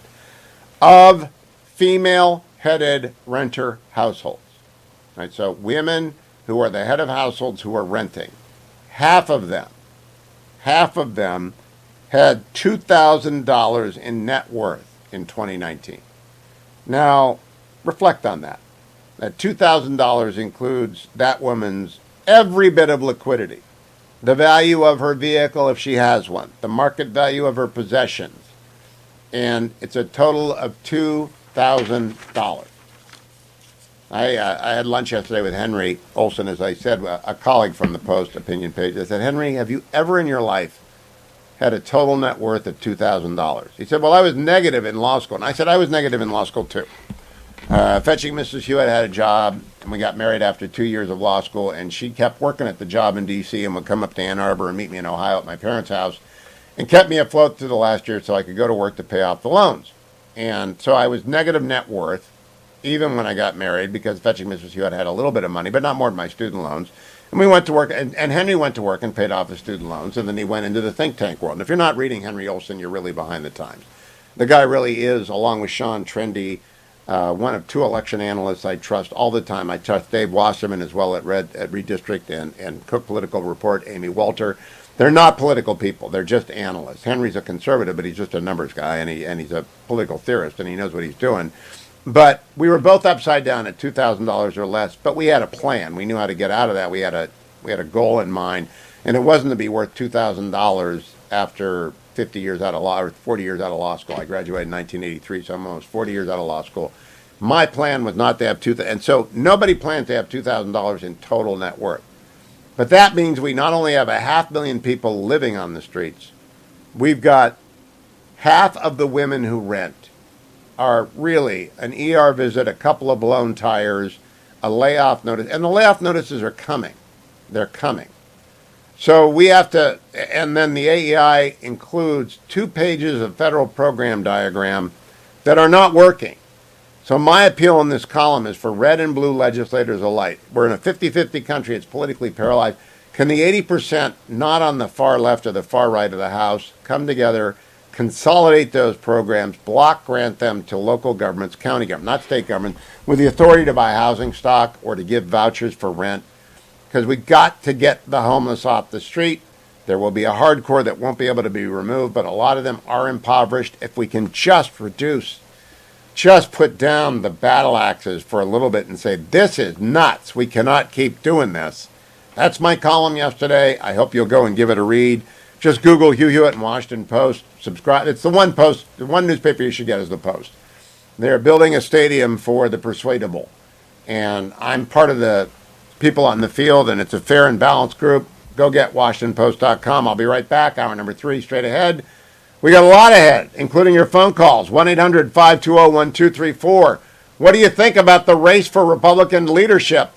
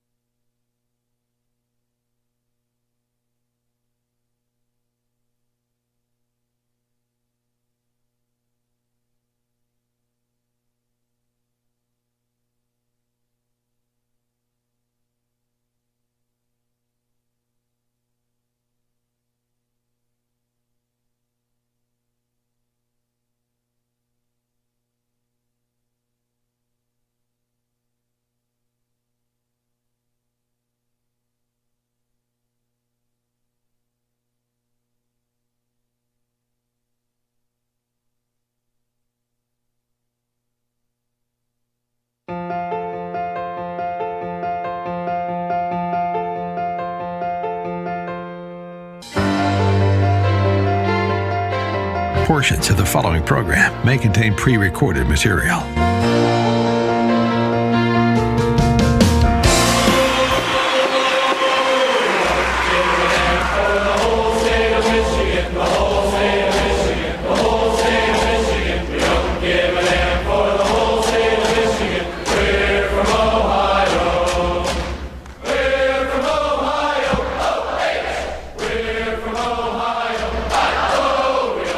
Morning, glory, America. Bonjour, hi, Canada. It's Hugh Hewitt. It's November the 22nd, the year of our Lord, 2022. So that's a lot of 22s in a course of a date.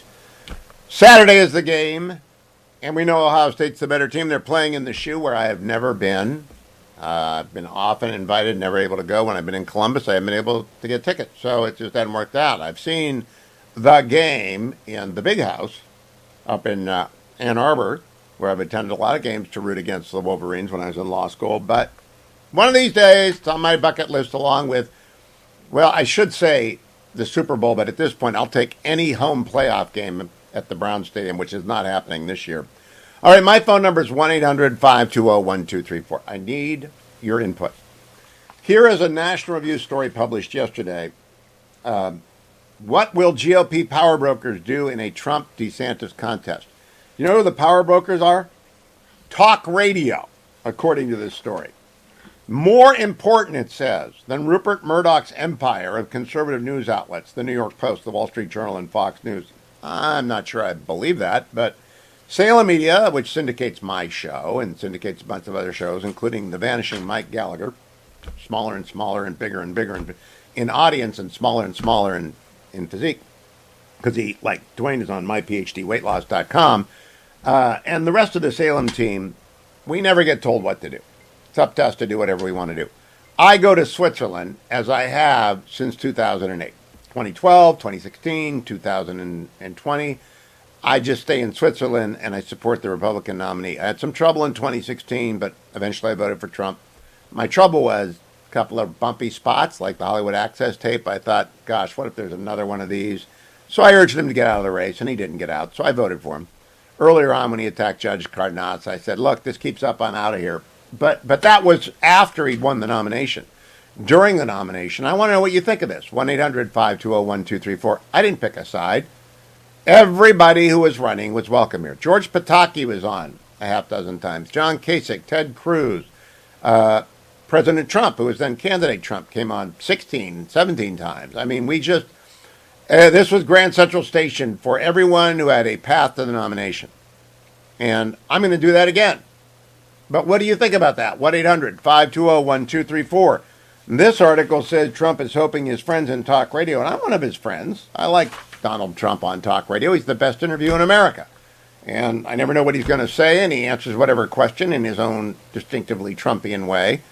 But I want Ron DeSantis on, and I want Mike Pence on, and they were both been on recently, and former Secretary of State Pompeo and Nikki Haley, they've been on recently.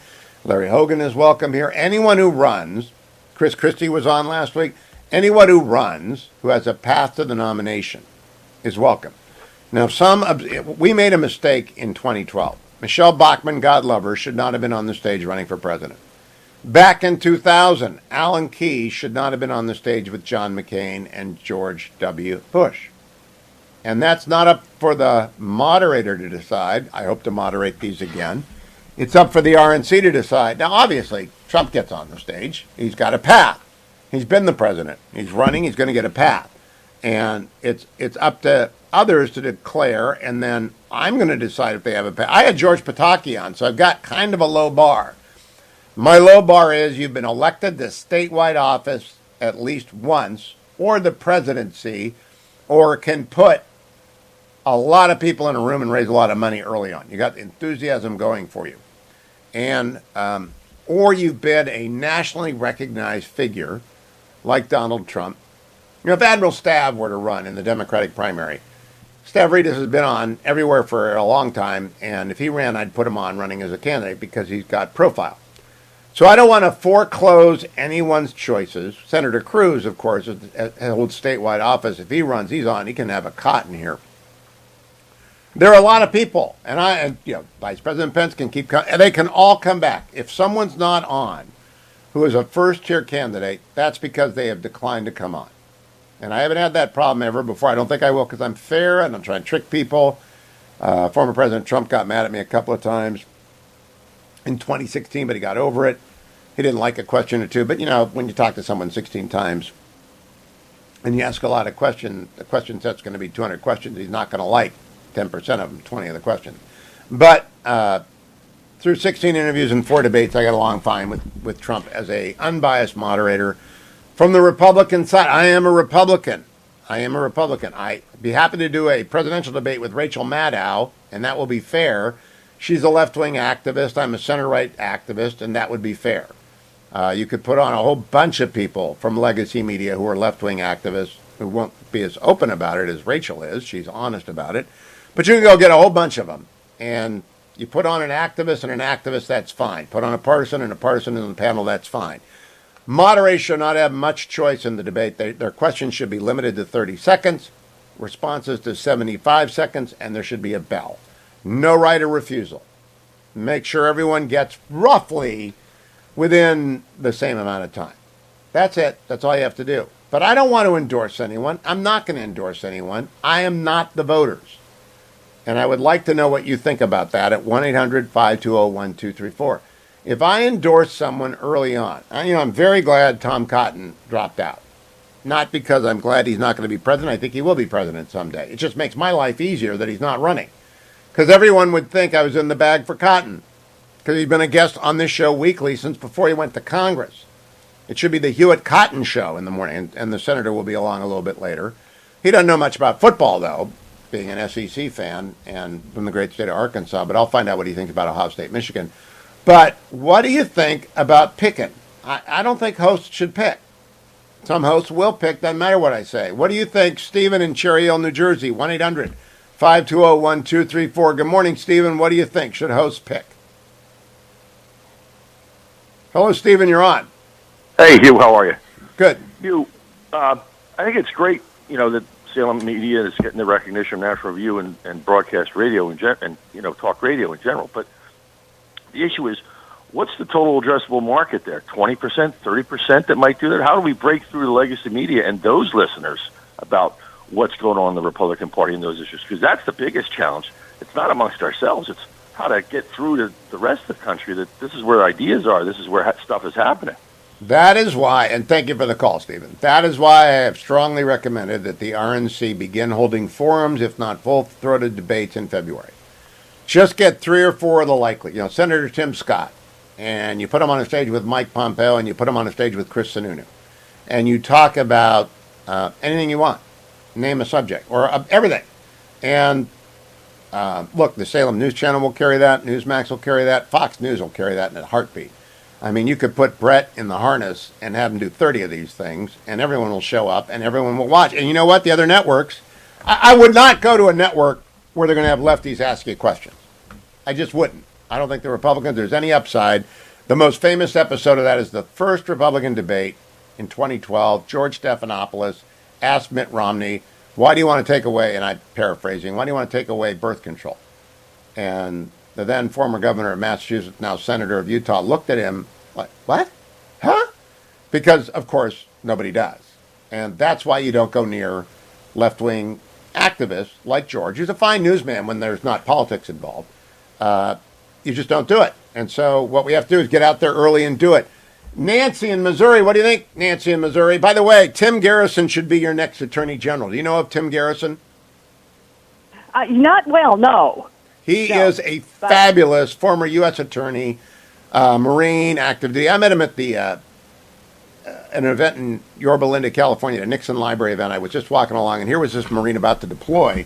My wife's the son of a Marine, so she said, hey, come to dinner with us. And we've gotten to know Tim Garrison. He is a fabulous lawyer. I hope Missouri makes him their next Attorney General.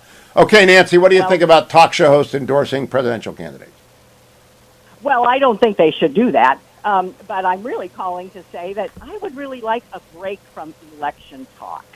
Now, all I've heard since the election was, will it be Trump-DeSantis or DeSantis-Trump or whatever? And I think we need a break, Hugh. Well, Nancy, I do too, which is why I cover the war with Stavridis and cryptocurrency with John Ellis and everything else. But They did have this RJC over the weekend. It is a headline. I can't ignore it, right? Right. I guess that's true, Hugh. But of course, I guess I'm speaking. You aren't the only one a lot of other people are just talking Trump and DeSantis all over the place, and we just need a break. Well, I don't think you're going to get one, Nancy. I agree that a lot of people want one, but when the RJC does that, I got to cover it, as does every other talker who wants. The audience generally wants to know what's that. That was a big deal, and we'll talk more about it after the break. Why? Stay tuned, America. I'm Hugh Hewitt. Portions of the Hugh Hewitt Show brought to you by Sierra Pacific Mortgage. For more info, call 888-888-1172.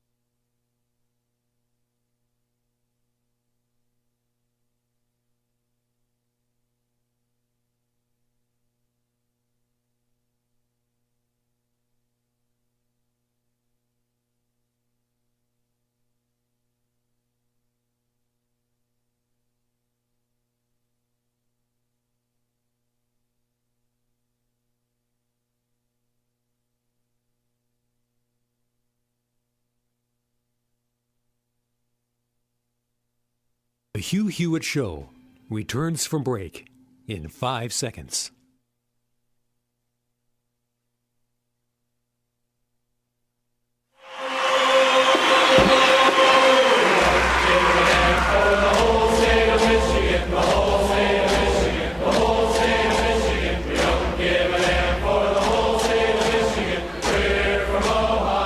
Welcome back, America. It's the game week, and I am so up for it. I recommend the Buckeye Talk podcast as what you need if you are not an Ohio State fan or a Michigan fan. They treat them fairly. Doug LeMaurice, Nathan Baird, Stephen Means, very, very smart takes.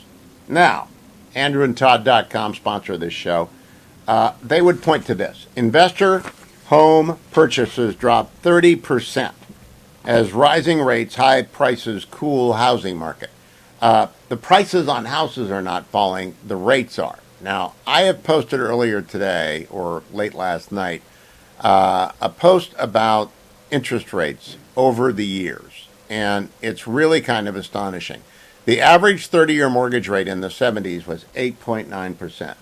In the 80s, it was 12.7%. In the 90s, it was 8.1%.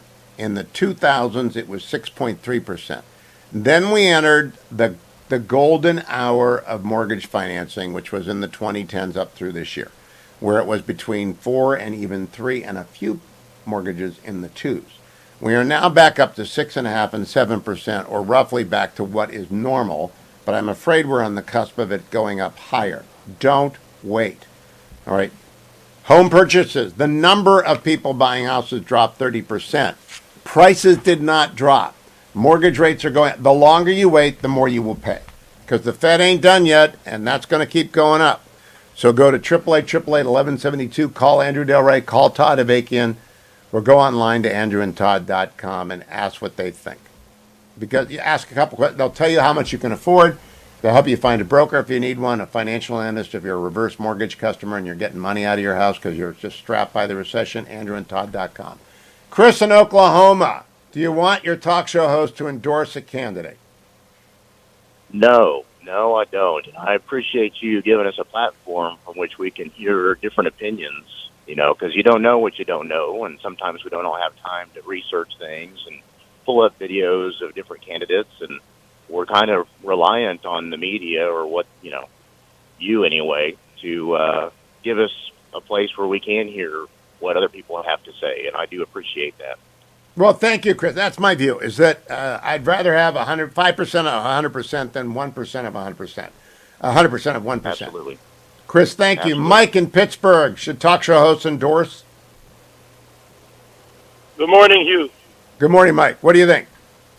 I admire your position of neutrality, but my concern is all the other talk show hosts are so in the tank for Trump, many of them that I've listened to, that they've become not just not objective, but they select the facts, they explain and excuse every dumb thing he says and does. Part of me wishes you would take the neutral on everyone, but Trump and just say no more Trump. Nope. Not going to do that. Wouldn't be prudent. I'm like George H.W. Bush. Everybody, I don't know who's going to. I trust the people. All right. I trust the people. And the people will decide in Iowa, New Hampshire, South Carolina, and the other primary. My job as a fair-minded center-right broadcaster is to let everybody in the door and talk and be fair and don't ambush anyone. And the best will out, the best candidate, the one who could beat Hillary, was Donald Trump. I don't know who's going to beat Kamala Harris or I think Gavin Newsom or Jared Polis. I don't think the nominee is going to be Harris, but you never know. Jerry in California, you want your talk show host taking sides? Absolutely. The answer is revenge. Revenge is why you must come in from Switzerland. Because I'm not going to do that. All right, Jerry, I don't want revenge. I want to win the presidency. Don in Ohio, last call, Senator Cotton. Hey, what do you think, Don? Welcome to the heart of Buckeye Country, Ohio, Columbus, Ohio. OH! Io, go ahead, my friend. What about talk show host? Well, hey, what about talk show host? Man, Hugh, you got to do what you feel good about. I'm a Trump guy. I even wrote a song about Trump. I'll tell you what, He's my man. I'm sticking with him. He did it before. He did it again. He does the right stuff.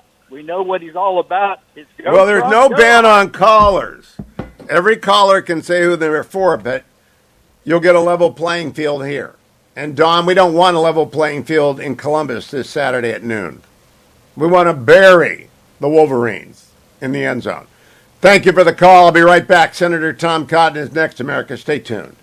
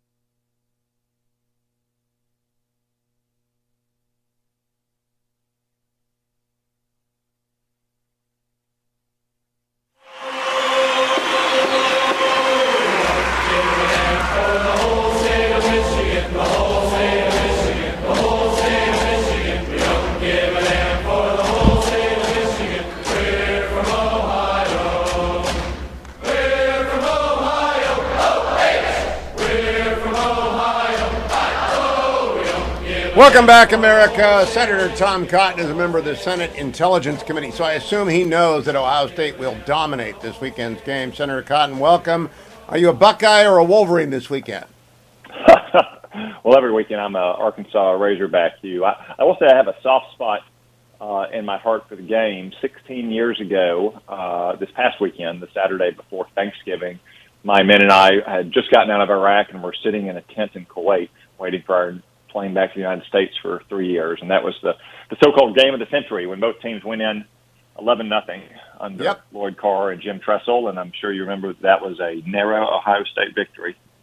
Big game. They've been talking a lot about it on Buckeye Talk, and this is the 11-0 and 11-0 meeting. Both of them could end up in the playoffs, but that was a diplomatic way of saying you're not going to say Michigan or Ohio, Senator Cotton. I wish Buckeye Nation and Wolverine Nation all the best, but I'll be rooting for the Arkansas Razorbacks this weekend, as always. Now, that is the perfect lead-in. That's how I approach the Republican race for president in 2024, and you have taken yourself out of that race, so it's good to ask you. The RJC, Republican Jewish Coalition, met in Las Vegas, and we had our first runway event. And everybody showed. Former President Trump showed up by video, everyone else in person. So it's off. The starter gun has started. What do you expect in terms of the number of people who will run? And what is your advice to talk show hosts who are being told by National Review this morning that we are, quote, power brokers, which is the first and I think the last time I'll ever be referred to as such? Well, I was not in attendance in Las Vegas at the Republican Jewish Coalition, but that's a great organization. Matt Brooks has turned it into a real powerhouse, if you will, in Republican politics, and I commend them for having such a impressive lineup. Since I'm not a candidate, Hugh, I don't intend to be a pundit or a strategist in a cycle. Like all Republicans, I'll be watching the candidates and wishing them all very well. But I do think there's a common set of ideas or themes that any Republican running for president is probably going to need to advance and that our voters expect to hear. A lot of these are what I write about in Only the Strong, how to restore the sinews of American power after 4 years of Joe Biden's tenure, really the third 4-year term of Barack Obama's presidency. So obviously we need to significantly rebuild our military. We need to increase defense spending substantially. We also need to refocus our military and get them back to the blocking and tackling of warfighting, being ready to fight tonight, not worrying about which pronouns our drill sergeants are using. American energy production needs urgent focus. We're going to try to do some of that in the new Congress. It might be hard with Chuck Schumer still running the floor of the United States Senate. But America is the world's fossil fuel superpower. We should be producing more of our oil and gas and coal, not just for ourselves, but for the rest of the world. We also have to take control of our southern border. The crisis at our border didn't just happen. It's the result of Joe Biden's bad policy choices. So the next Republican president can do a lot to reverse those choices, as President Trump did in the final year of his presidency. We also need to make sure that we are restoring trust and faith in America's credibility and strength abroad, especially as it relates to communist China. So again, I wish all the potential candidates well, but I do think that our voters expect to hear their views on all those issues and many more, of course, too. I hope they're all carrying around this book, Only the Strong, because I do keep it handy because it's got the stats on rebuilding America's defense. Let me ask you, though, Senator, I have urged the RNC, and I think they will reelect Rhonda McDaniel as their chairperson, their 168 people. I want them to get started early, if not with debates with everyone on a podium, then forums where 4 or 5 of them sit around and talk about how big should the Navy be, how many planes do we need, what kind of defense budget do we need. Do you think the RNC ought to be early out of the gate? Because those will generate audiences, and they would generate small dollar donors, and they would elevate the arguments that Republicans want to make, among themselves, of course, but also more broadly, what differentiates Republicans from Democrats. Do you want the RNC to get this thing going sooner or later? So I won't recommend certain dates to them or the number of debates. I will say in presidential politics, debates are obviously very different than they are in any other race. Typically in a gubernatorial or a Senate campaign, you might have 1 or 2 debates, and it's a relatively sleepy affair, often on public television. But as we saw in 2016 in our primary, as we saw in 2020 in the Democratic primary, the presidential debates matter a lot. This is where We test candidates on their knowledge of where they want to take their country, on their ability to respond under scrutiny and pressure. So I think it's a good thing that debates started relatively early in 2016. I think they started around July or August, perhaps. That's correct. Cleveland, July, Fox News. I know that Ronna McDaniel has been working this over the last few years. I think in our primary debates, we no longer should be giving microphones to Democrats in reporters' clothing. I think most of your listeners will remember in 2012 when George Stephanopoulos, a former campaign operative for Bill Clinton, was obsessing endlessly about things like birth control in a Republican primary debate, issue about which no Republican had spoken or had any plans to change the status quo.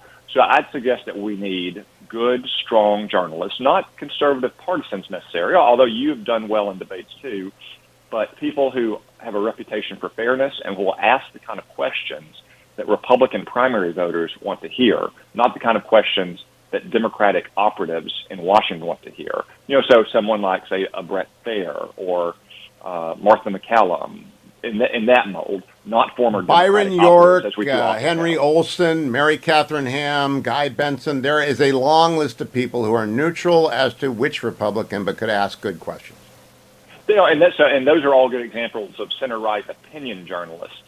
There are plenty of good, straight news reporters and news anchors, though, who could hold down the moderator chair. You could also maybe have debates that have a specific angle to them, like have someone such as Jennifer Griffin or Lucas Tomlinson if you wanted a debate to focus more on defense policy and the world. So there's a lot of great reporters and center-right opinion journalists out there who would be good moderators and questioners in our debates. We don't need Democratic partisans that are wearing reporters' clothes in those debates. Now, speaking of Democratic partisans wearing reporter clothes, Sam Bankman-Fried, first of all, did you accept money from him? I did not, at least not to my knowledge. If he did, it didn't go very far. And I do not want people to refund it because some candidates who took SBF money are giving that to charity. Don't. The bankruptcy court's going to come claw that back from you. This morning, Reuters is reporting that Sam Bankman-Fried, FTX, his parents and senior executives of the failed cryptocurrency exchange bought at least 19 properties worth $121 million in the Bahamas over the past 2 years, official property records show. All right, this is a massive scandal run by Democrats for Democrats with an occasional contribution. Tom Emmer's took 25 grand, I think, or 45 grand. He'll give that to the bankruptcy court, whatever. What do you think? Why did this happen? Where were the regulators, Senator Cotton? Well, I think one of the main reasons it didn't happen is that Sam Bankman-Fried was giving $40 million to Democratic causes. Yeah, I mean, he may have given $5,000 or $10,000 here to this or that Republican or the NRCC, but the vast amount of his money went to Democrats, often in 6 or even 7-figure contributions. So the Democrats had a vested interest in holding him up as some kind of great millennial business leader. A second reason is, as we now know from his text messages and his direct messages, and sometimes just his open statements, that he was a patron saint of the so-called ESG movement, which is really just liberal politics dressed up as corporate governance.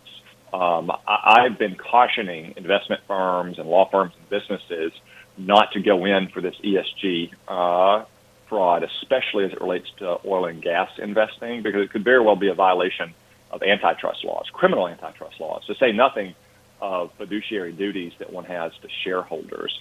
So Sam Bankman-Fried, by his own admission, kind of mouthed all the right platitudes, all the left-wing catechism at the time he was building what increasingly seems like a Ponzi scheme. Now, there's a lot we don't know yet. It's still breaking fast, and unfortunately, it looks like it may get worse for the investing public and his customers as we learn more. But I think I've heard you call him, Hugh, the millennial Madoff, and I think that's a well-put term.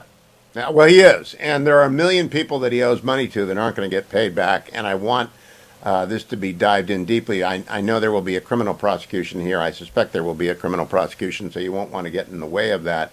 But as to your perch on judiciary and intel, do you expect SBF to be sitting in front of you and answering questions?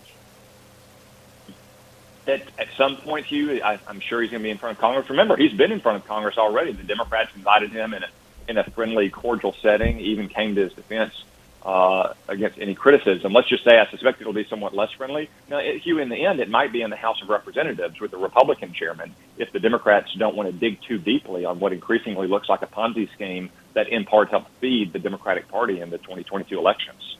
A quick question about effective altruism, the movement in which he wrapped himself. I think it's all kind of seminars and blue check elites. Why not give money to Salvation Army and Prison Fellowship and the people who do the good work? I mean, why do we have to invent a new way of helping the poor, Senator Cotton? We know who helps the poor. Just give them money. Yeah, Hugh, I've had a couple of the advocates of so-called effective altruism describe it to me. Again, it sounds like people trying to reinvent the wheel when there are plenty of good charities and churches out there doing great work for the poor here in America or for the unfortunate all around the world. I think in some cases that people just, as worked with him, want to get their picture on the cover of Forbes magazine or be invited to the right left-wing nonprofit galas or Democratic parties. So, Senator, closing this down, in terms of the Herschel Walker campaign, does 50-50 matter on Senate Armed Services as opposed to 49-51? I'm telling people in Georgia they got to vote for Herschel because we need 50-50 on the Senate Armed Services Committee. Am I right? Yeah, there's no doubt that it matters a lot to you. At a 50-50 majority, or a 50-50 split on every committee, the Democrats can't unilaterally send the most left-wing nominees to the Senate floor. It takes them much longer, and sometimes that has led to us defeating the worst nominees. Of course, when you get to the Senate floor, it only takes one Democrat to defect because they realize how terrible a nominee would be once in office. Also, Democratic chairmen with a 51-49 majority can unilaterally issue subpoenas. For the last 2 years, they've had to have the cooperation of the Republican chairs.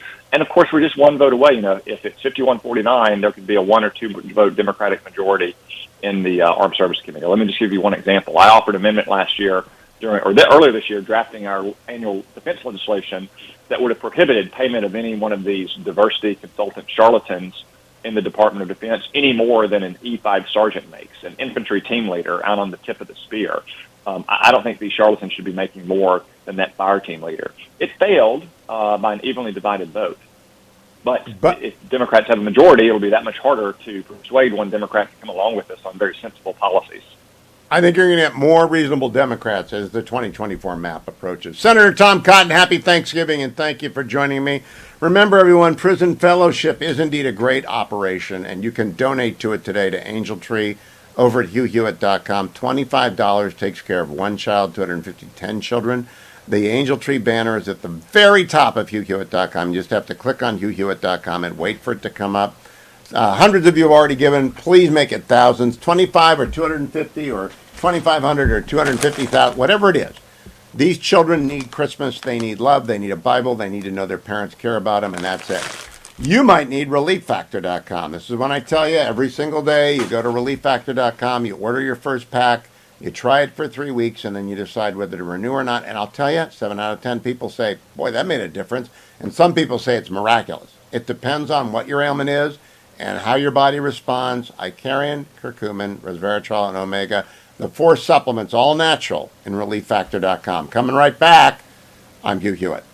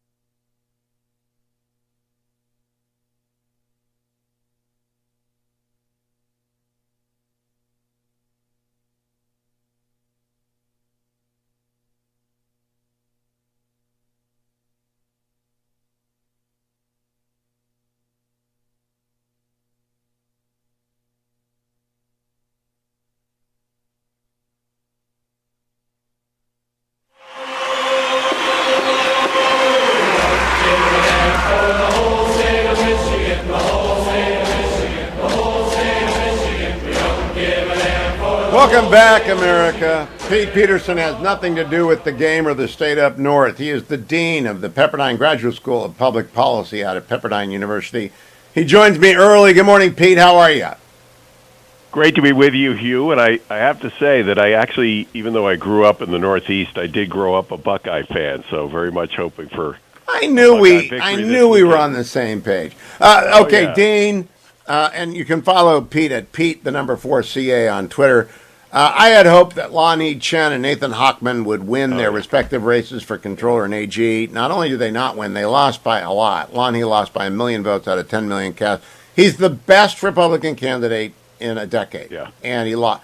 I think California is a failed state. I don't think it can be reclaimed. Prove me wrong. Well, let me just say I totally agree with you. Lonnie's a friend. He's taught here at the policy school before. I met Nathan Hochman. We obviously spoke with him during the campaign. I'm utterly disappointed in the results that we saw statewide. At the same time, we did see some glimmers of hope. I mean, Republicans on the congressional side, when you get into the districts and certainly the red part of the state, and there is a red part of the state, as you know, Hugh, have held their own. When you look at the congressional delegation, they called the David Valadao race up in Bakersfield for the incumbent Republican congressman. There is still one race to be decided, which is also in the Central Valley. That's the Adam Gray Duarte race. The Republican has about 1,000 vote lead there. And so when you look at some of these congressional races and certainly some of these supervisorial races when you get down to the county level, Republicans are still doing well. And even in the races that Republicans lost on the congressional side, I'm thinking about the Scott Baugh, Katie Porter race, or certainly the Brian Marriott race down in San Diego against Levin. Republicans did do better than expected, or certainly that they've done in the past. So I do think that there's still hope here, but again, some very disappointing results on the statewide races. Dean Pete Peterson, I know you don't want to say this, but when I look at the homeless problem in L.A., and across the state. And I wrote an essay about this for the Post yesterday. And they turned down Lon He, who ran on, let's find out where the money is, because there are billions of dollars being spent and no one getting housed. And Californians complain about homelessness all the time. They want to help folks. And yet they turn down the guy who has the skill set and the ability to do that. I despair. I really don't know that anyone can save the Golden State. Well, it is one of those things I think we've learned certainly in the Lonnie race, who was endorsed by every single newspaper from the LA Times to the San Francisco Chronicle, that one of the major downsides of being a one-party state, and there's no doubt that many California voters just tick the box for D without looking at who the candidates were. One of the major issues I think we're facing is that we're not getting our best public servants. I mean, you look at that controller race, you look at that AG race you mentioned before with Nathan Hochman, and when you look at how they did on the newspaper endorsements, when you look at how they did in debates, there's no doubt that the Republican was the superior candidate. That being said, those issues that you just brought up, those quality of life issues, whether it's homelessness or cost of gasoline or crime. Drugs. All those issues continue to go in the direction of Republicans. And I believe it's just going to take persistence and people like Lonnie Chen continuing to run and being a courageous Republican. It's going to take the Pepperdine Graduate School of Public Policy to turn out some persuasive policy wonks. But I just, tell me, Pete, you think there's a way in. It's super majorities, right, for Democrats in both the House and the Senate. You got Gavin Newsom running for president. You got Karen Bass coming in. It's just a blue bubble. I don't know how you move the ball. How do you tell your graduates to move the ball forward in California? Well, we have a number of our graduates that are working around the state, particularly on the right side of the aisle. One of our current students was working on the Lonnie Chen race. I just spoke with him yesterday, and he would say that there still are, when you get around the state, there still are these more conservative pockets. At the same time, what it's going to require are Democrats to overplay their hand in the supermajority. And, we did have a recall attempt here not 2 years ago, and that was born out of some real anger on the part of California voters across the left and right because of the COVID shutdowns, education policy, and some of the other things that they were seeing, especially in crime. And it's going to have to be great Republican candidates running against extreme Democrats. And it's going to take a couple cycles, but I'm not giving up, you. You continue to be the happy warrior, Pete Peterson. Follow him on Twitter at Pete4CA, Pete for CA. And follow me tomorrow. I'll play my Ohio State-Michigan song one more day on Thanksgiving Eve. I'll be back live tomorrow. Also, do not forget, Gallagher's ahead, and do not forget as well, our friends at Prison Fellowship, every $25 you donate at HughHewitt.com is another child served by them with the Angel Tree Ministry. Please be generous. Please come back. Thank you, Adam. Thank you, Jacob. Thank you, Generalissimo. I'll talk to you on the next Hugh Hewitt Show. Give a damn for the whole state of Michigan.